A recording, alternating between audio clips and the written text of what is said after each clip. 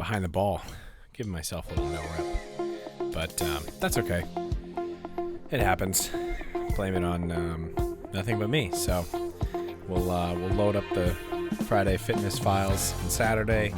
Get caught up on the podcasts and keep rolling from there.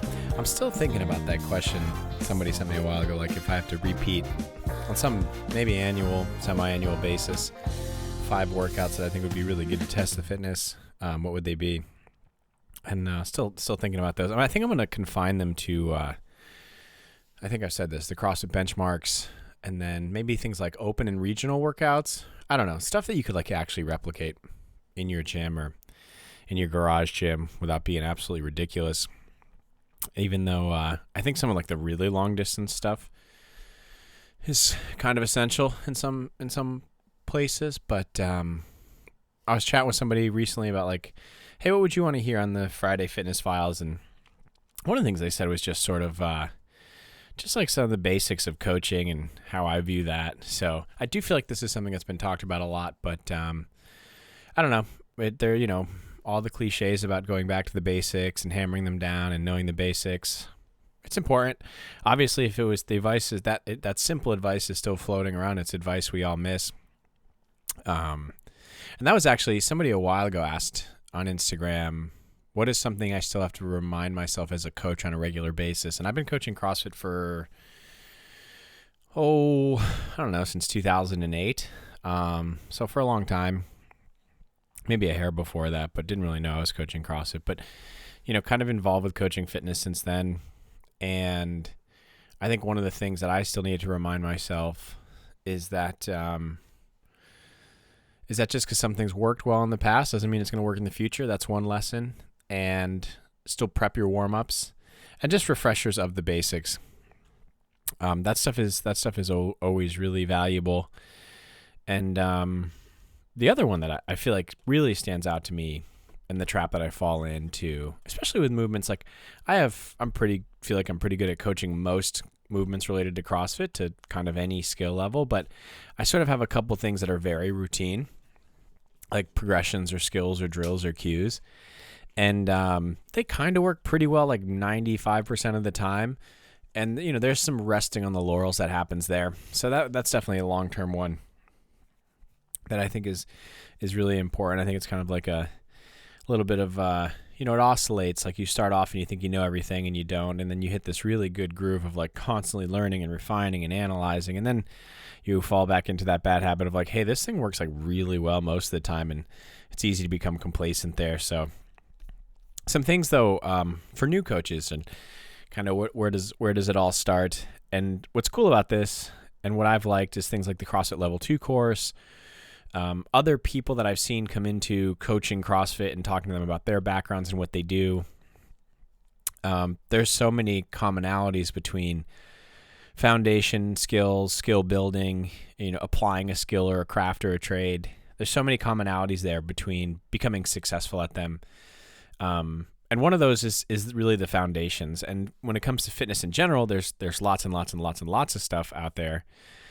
When it starts with CrossFit, I can't say this enough, and I saw this all throughout my coaching career, and even still, especially when I was coaching the Level 2 CrossFit seminars, which is really a weekend focused on improving, just teaching movement and teaching CrossFit. So, but one of the things I would see constantly in those environments was just, for whatever reason, people just didn't have a great grasp on the basics.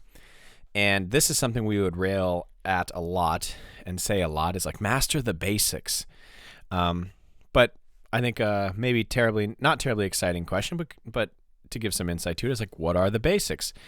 For me in CrossFit, the basics are a couple of things. One, the basic is sort of to understand the charter and the goal. And the charter is really simple. CrossFit is constantly varied functional movements executed at high intensity, and the intensity, as we know, is relative to an individual's psychological. So in their head, how hard do they feel comfortable pushing, and physiological tolerance, where is their body at in terms of pushing something? And this generally stays pretty similar for an athlete over moderate to long periods of time, but it also could change day to day depending on things like an injury, where they're at, how trained they are, how recovered they are. Maybe they just had a horrible day. And then the goal is to, improve their fitness, which is, their work capacity across broad time modal domains. That's our CrossFit goal, which is really just task completion. I think you could be a little looser in terms of CrossFit, in terms of goals. It's like, how do they look, feel, and perform?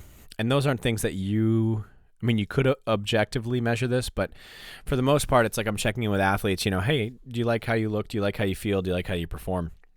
And I think if what we're doing in the gym moves people toward that, we're probably doing a pretty good job, especially if they're able to show up consistently, which means they're safe.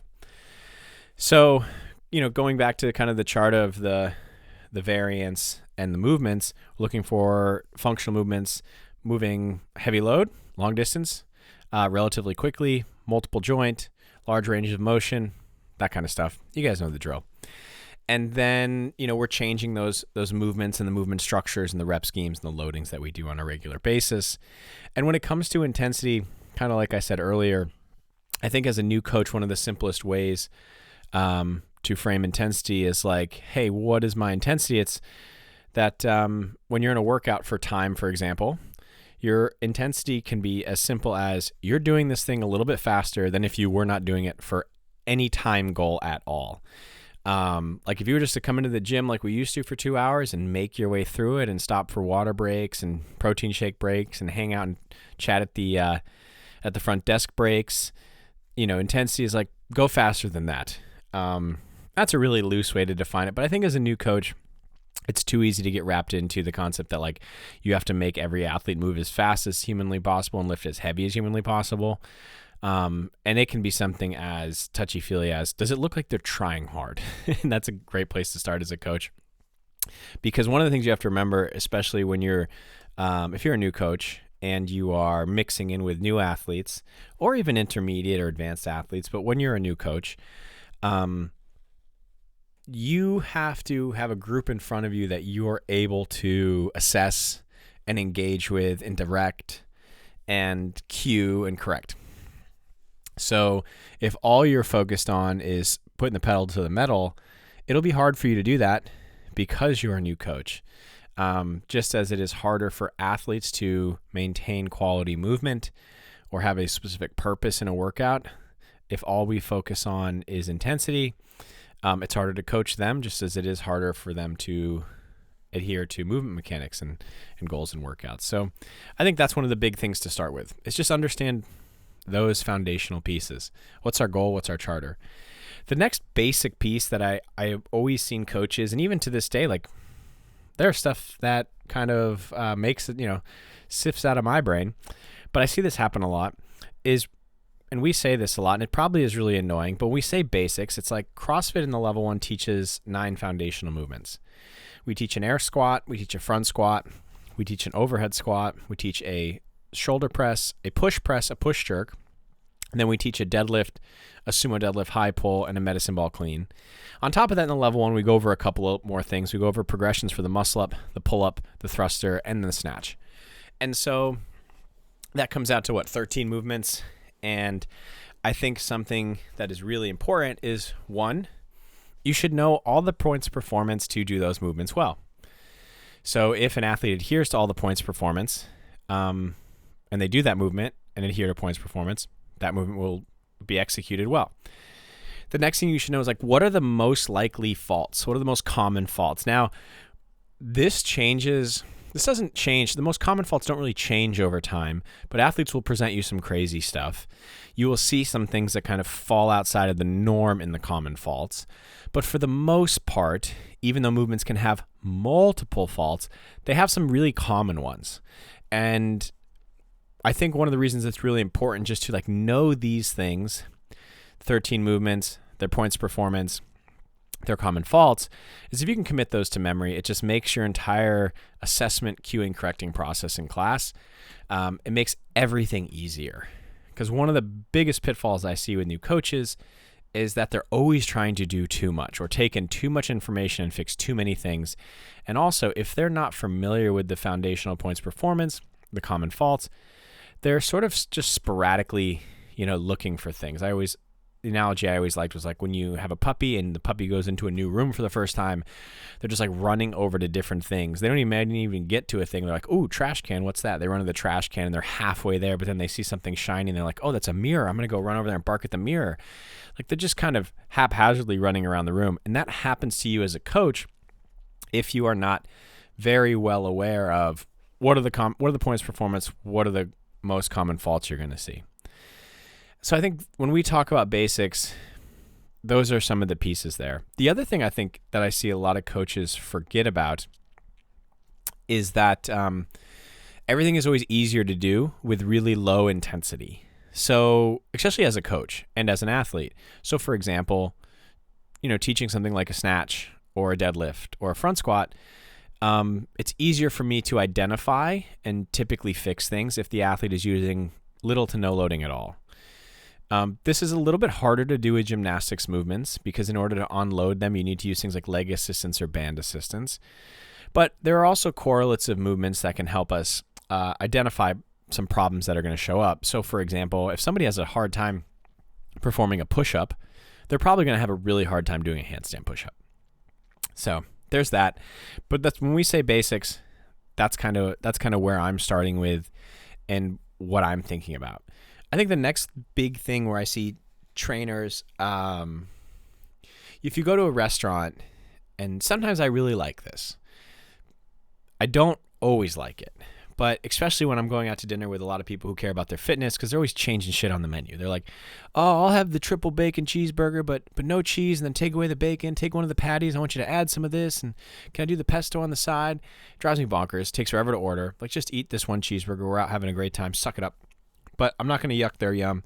You go out to dinner, bunch of people, the waiter takes the entire order without writing anything down.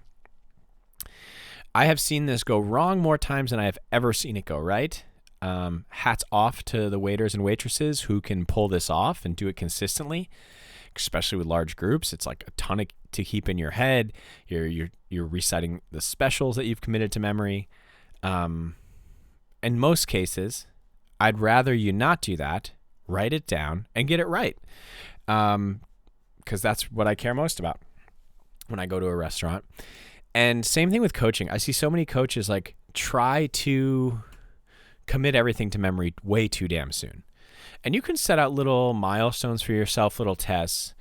But one of the things I did early on that really helped, and I've seen other coaches do, is let's say, for example, I'm teaching a workout and today's workout has a muscle up progression in it, and it has a squat clean progression. Well, you know what I'll do? I'll either write both of those down on a 3x5 card, keep it in my pocket, or I will write both of them out on the whiteboard. If you don't use a whiteboard and you have like some sort of software using like a TV screen, find a way to write it out so it shows up there. Maybe you write it out as part of the general warm-up, but you get the idea. Essentially, this is something that you can tell the athletes that is there for them. But really, this is there for me because I would rather you rely on that. We can call it a crutch if you're worried about it. I would rather you rely on that until you truly have committed to memory than be in class and forget or skip over something. Or in place of not remembering something, getting really narrowly focused on something that doesn't matter. I see that happen all the time with new coaches. So I would always tell coaches as we were going through level 2 is you want to stack the deck. You want to cheat to win in this scenario because I have rarely found it be the case that people who start off this way, using these little assistive tools, writing progressions on the board, or maybe writing the common faults that they want to look for on the board or on a 3x5 card, or maybe on a small whiteboard they keep next to themselves as they're teaching the warm-up. Over the long term, I typically see these people work themselves off the training wheels and get it right.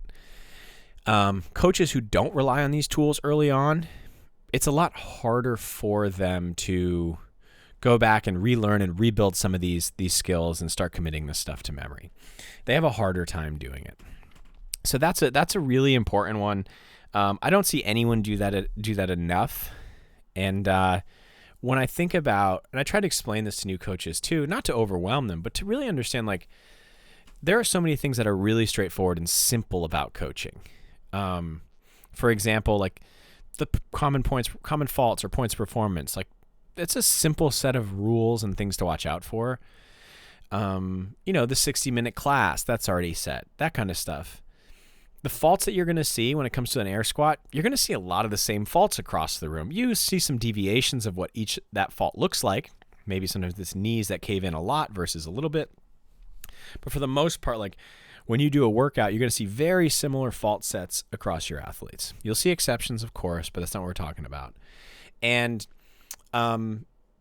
what is challenging, however, even though you have sort of those consistent things to watch out for, is the human element of coaching. And there's so many things. It's how the athletes walk in and feel that day. Do you have any drop-ins that day? It's if there are only 5 points of performance to the air squat and you have 20 people in class, well, that's 5 points of performance per athlete. That's 100 points of performance that you could potentially be on the hook for, right? There's a lot to do. You're trying to hit a timeline. You're keeping people happy. The music, the environment, the experience should be enjoyable. There is a whole bunch to keep track of when you're doing that kind of group management.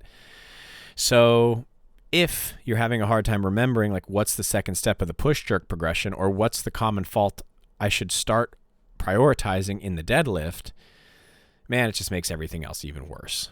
And typically what I see happen when coaches forget something like one of these basics is they do one of two things. They either glaze over it, forget it, or they hone in on some irrelevant piece of information. Like a great one is head position. I've seen people coach, head position, like, oh, you're looking up too high, you're looking too low, and making these like really minute tweaks, like drop your head 3 millimeters. And meanwhile, like the athlete's back is so rounded, it looks like at any moment they could just take a dump on the gym floor. So, but the athlete just forgot about how important the coach forgot how important lumbar position was. So they're like, well, I'll just coach the head because that head, especially on James, his head's enormous and that just stands out. So I'll just coach that. So that's kind of where I see those go awry. So Chi Twin, that'll help you know the stuff. The next one is have a plan. Like I said, there are a lot of elements in class, and especially because as your athletes get better and more resourceful, they understand that they're there for an hour. They generally know how long workouts are going to take. They have like a moderately decent idea of how to warm themselves up. So why this have a plan one is important is because you cannot write plans and still end class right around 60 minutes and everybody get through the workout and like nobody's head falls off. And it's like, it was okay. The basic thing that needed to happen happened, but what you will miss out on is like making that experience really excellent. And you also, if you don't have a plan, especially with all the stuff that goes on in class, there's so many little elements and opportunities for improvement. If you're not tracking them against a plan, you're going to miss most of those. You might walk away with like one big thing, like, oh, hey, when Tommy couldn't get below parallel, I probably shouldn't have kicked him in the genitals. Like, yep, that was a big one. Don't do that again. Like the big, really big gross stuff might stand out, but you'll miss out on all of the other areas of opportunity where you could get better. So what does a plan mean? I've seen this implemented in a lot of different ways. Some people will do things like write out a really detailed minute-by-minute class plan. That's really never been my style. What I like to do is use really big signposts. So I look at the big elements of a class. I look at the introduction, what happens at the whiteboard. I look at the general warm-up, specific warm-up, how long should the workout take, and then whatever happens after the workout. Some people call it a lot of different things. Cool down, after bash, post-workout, doesn't matter. And I always, when I'm writing a plan, I start from the workout and work my way out, because the workout is a thing that has to happen. So if the workout's going to take 20 to 25 minutes, I don't want to write everything else and then not leave enough time for the workout. So you always start by writing the plan around the workout. The other thing is, I don't put a ton at this point anymore into my specific warm-up or my post-class or even like the workout portion other than how long it's going to take. I still really focus a lot on my general warm-up. And the reason is because what I've started to notice and what I've really liked at really great gyms personally is not every class comes in the same. The 5:30 a.m. class that I coach at CrossFit Mafia in Colorado, they just move at a little bit of a different speed.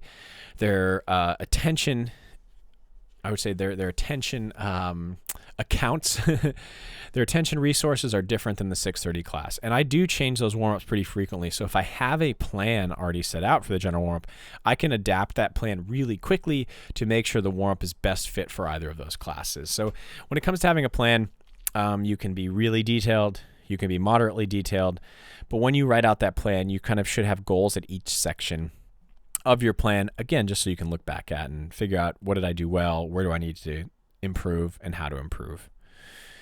Also, something as a new coach, 2 little things here. One is, it's okay to over-index on safety, and I have learned and screwed up a lot in this realm. Like, I've had the really, early on when I realized I really screwed up and didn't guide people towards scaling toward an intensity or weight or movement that was appropriate for them. By appropriate, I mean they could be challenged by the workout, but also maintain points of performance or mechanics of the movement. I've had like outright arguments with people back and forth, putting my foot on their barbell saying, hey, you're either going to stop or you're going to scale this weight. And I think one of the things I could have done earlier on that would have helped this is, from the outset, when I'm explaining the workout to the class, I'm going to give them some very clear, tight bumpers and not too many of them. So for example, maybe a class has a heavy deadlift in it in the workout, and it's repeated rounds of, let's just say, a heavy deadlift. I might say something to the class of like, hey, everyone needs to have a weight where they can repeat 5 reps in a row every single round. And most athletes will be like, yeah, I know exactly what that weight is, and they're wrong. So what I need to do as a coach is I need to build that into my plan to test that out in the warm-up. Hey, we're going to do 2 sets of 5 reps with our workout weight. We're going to rest 20 seconds in between and see how that goes. And then you can help people make adjustments from there. So you're giving them some really clear, tight bumpers. You are rehearsing those boundaries and bumpers before the workout starts to make any last-minute adjustments and clue you into who wants to listen and who doesn't. I think that's a really important one, over-indexing on the safety. And with new athletes, I tell them this. I'm like, hey, if you're brand new to CrossFit, I want you to walk out of here thinking, wow, I don't know what everyone in the internet was talking about. CrossFit's like really easy. I'll come back tomorrow, see if it's tougher. Kind of giving them an opportunity to feel challenged, but also be like, let me see if it gets a little harder next time. And I tell them that too. Like, I want you to walk out of here thinking I could push harder the next time I come in. The other one is, I think new coaches, we need to be more curious, and you need to maintain your curiosity. And I sort of, the analogy that's always been in my head is like growing up, you're out at recess, and there was always like that one kid who was just a little pesky, kind of just like going around to the different groups, the jungle gym group, the seesaw group, the group who's playing some sort of ball sport, the group just hanging out, chatting on the basketball court, the group playing, some basketball. And just always asking, like, what are you doing? What are you doing? What are you doing? Why? What's going on there? And you want to do this in a way where you're a little bit precocious, but you're not obnoxious, right? So it's really just genuinely wanting to know what's going on. If I see somebody like scaling a workout way more than I guided them to, I'm going to stroll over and be like, hey, what's going on? And just hear them out. Oh, okay, sounds good. And this is an important thing to maintain this curiosity, because probably the reason it's most important is after a while, it'll clue your athletes in on the fact that like, oh, he's interested and he's going to ask me what I'm up to. And this is important because it gives you, it's like kind of the first foot in the door to having buy-in with your athletes, as far as over a long term, I'm going to tell them a lot of what to do and how to do it. And the more I can show interest in what they're doing and why, the easier it will be to get buy-in from them long term. So continue to be curious, ask a lot of questions, listen to the answers. Don't listen to respond, just listen to understand. So sometimes, most of the times I'm walking around asking what people are doing, a lot of the responses are like, oh, okay, cool. It's just want to hear them out. Just want to hear them recite it. I want to hear them walk themselves through it out loud of what they're about to do. Because there have been times where I ask them like, hey, what are you doing? They're like, well, I'm going to do on strict handstand push-ups. And as they say that out loud, they're like, yeah, that might be too hard. I'm going to do a wall walk instead, or some sort of scaled option. So that's also some benefit of that one. And I think the last thing that I would share with new coaches, and this goes back to having a plan, it's okay to create an experience. For me, and this is a little bit tailored to how I like to coach, but and the classes I like to go to. For me, yes, the fitness is about like the competing and getting fitter, but it's also a little bit of a social experience. So I am planning things like making sure I have a playlist set ahead of time. And when I'm going to jack the music up and kind of keep it low and have a little background music. And I'm thinking about how the flow of the class works so there's not too much standing around time, but it's also not confusing. And I think it's okay to start practicing and understanding how to create an experience. And though it's not helpful with all the details, someone explained this to me as you want to run a class that you would want to participate in. I think if you're doing things in class that you wouldn't want to participate in, that's just something you should check and see what's going on there. The classic one I always see is coaches will be like, well, I'm going to have them start the warm up with a 400-meter jog. And it's like, well, would you want to do that? And coach is like, no, never. And I'm like, well, then why the hell would you make your athletes do it? Because if you're having them do something you're not excited about, it'll be really hard to get them excited about it. So that's an important one too to start thinking about. It's probably a little more advanced than basics, but yeah, those were the 4 or 5 things I was thinking about in terms of coaching basics. There's definitely some stuff in there about you continuing to improve your own fitness and, apply coaching to yourself and participate. I just think that one's been said a lot. So hopefully you practicing the craft that you're teaching others is something you're actively involved in. So anyway, there we go. Fitness Friday. Might have some more to add onto that later. And we'll chat soon. Appreciate you.